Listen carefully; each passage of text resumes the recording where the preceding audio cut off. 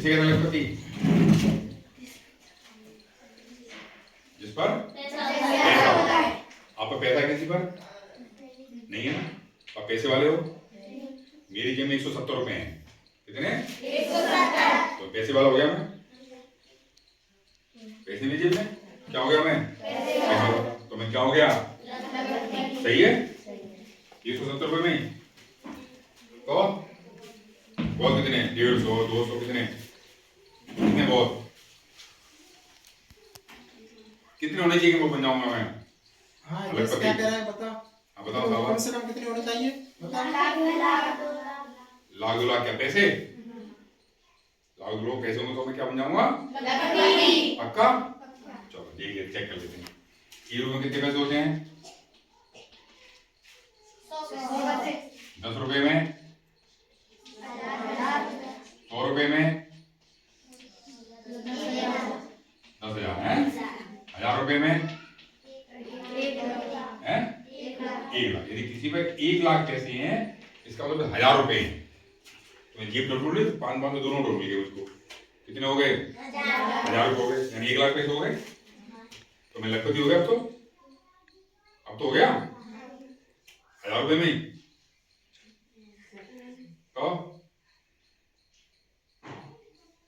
आपने देखा 1 लाख पैसे किसी पर हैं तो लखपति हो गया। 1 लाख पैसे मतलब हुआ 1000 रुपए। 1000 रुपए है मेरे पास, तो मैं क्या हो गया? सही है।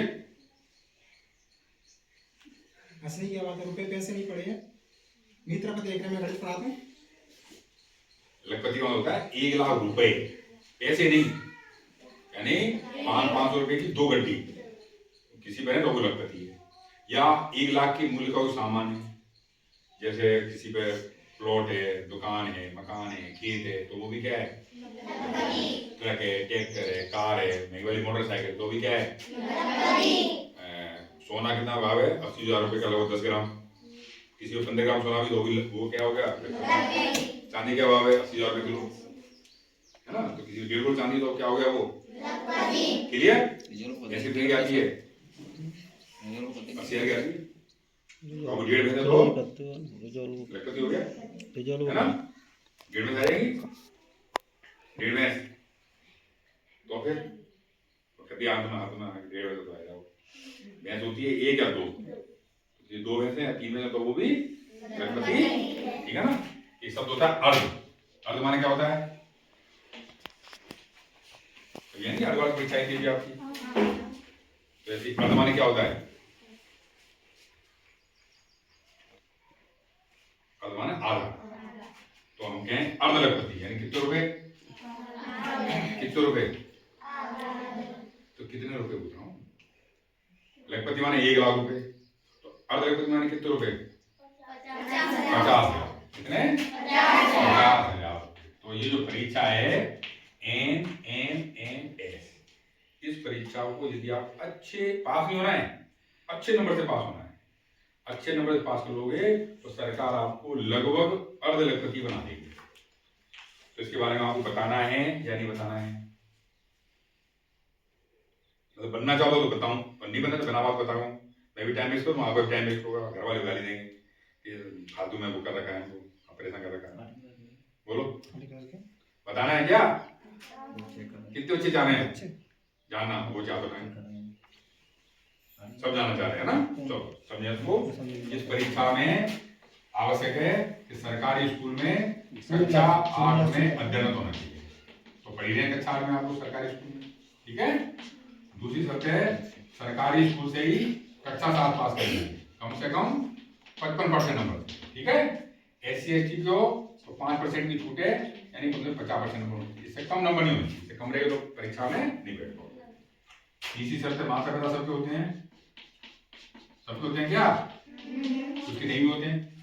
तो चाचा चाची हैं, ताऊ ताई, बाबा बाबी, बाबा अम्मा, दादा दादी, नाना नानी, बुआ फूफा, मौसा मौसी को होता, वो उनका देखभाल करते हैं। गार्जियंस होते हैं, गार्जियन होते हैं, अभिभावक।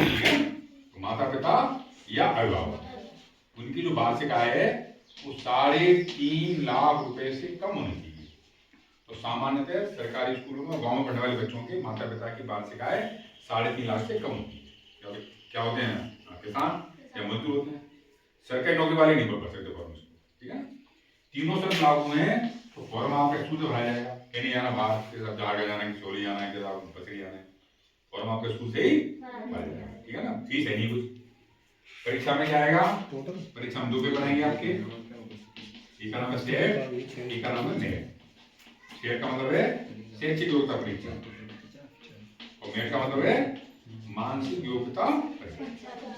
शैक्षिक योग्यता परीक्षा में कक्षा 7 और 8 के विज्ञान के प्रश्न, गणित के प्रश्न और सामाजिक अध्ययन के प्रश्न आएंगे, तो तैयारी अच्छी करो। मानसिक योग्यता परीक्षा में कुछ चित्र हो सकते हैं, कुछ अंक हो सकते हैं, उसकी तैयारी के लिए परीक्षा के पुराने पेपर देख लो, बाजार में किताब मिलती है उनका अध्ययन कर सकता है। तो किताब लेने का अर्थ ये नहीं कि पास हो जाओगे, मेहनत करनी है आपको, ठीक है ना। दोनों ही पेपरों में 90-90 प्रश्न आएंगे, ठीक है।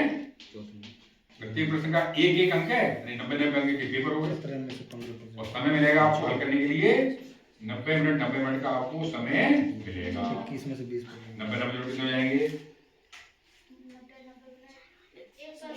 100 कितने घंटे, 3 घंटे पेपर हो गया और आधे घंटे पहले एग्जाम रूम में बैठना पड़ेगा आपको, तो 7 घंटे हो गए।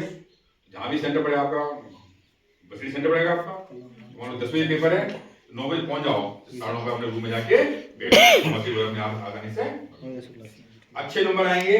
तो अपने धौलपुर जिले में कोटा है 366 बच्चों का, इतने बच्चों में 3 नंबर आ गया आपका, तो सरकार आपको सरकारी स्कूल में कक्षा 9 से 12 तक पढ़ने पर 1000 रुपये महीना देगी। तो कक्षा 9 से 12 तक कितने वर्ष हो गए,